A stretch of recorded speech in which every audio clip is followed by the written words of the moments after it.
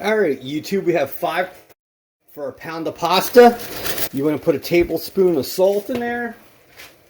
Then take your pasta, put that in there, and just let that sink. And you're going to want to cook a pound of pasta for 12 minutes. All right, YouTube, so we cooked that pasta. Now you're going to want to put that aside and just get your pan for the sauce.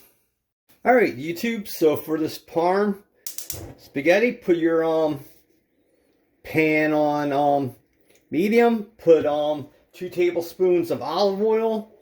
You're going to want to put some garlic powder in there. You're going to want to spray this down with a little bit of butter. And then the thing you're going to want to do is throw some black pepper in there.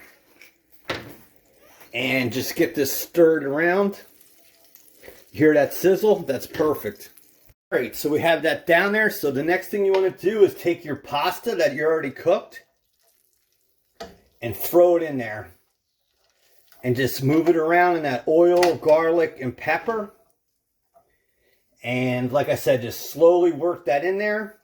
And then we'll add the Parm after. All right, and the last step is to put in 4 ounces of Parm. You want to put a good amount of Parm in there. And then the thing you're going to want to do is turn this down to low and just mix this about. And that's how easy it is to get Parmesan spaghetti. And there you have it, YouTube. Your Parm spaghetti for like basically $1.25, $1 for the pasta, and 25 cents for the Parm. Talk to you soon, Dan Soy.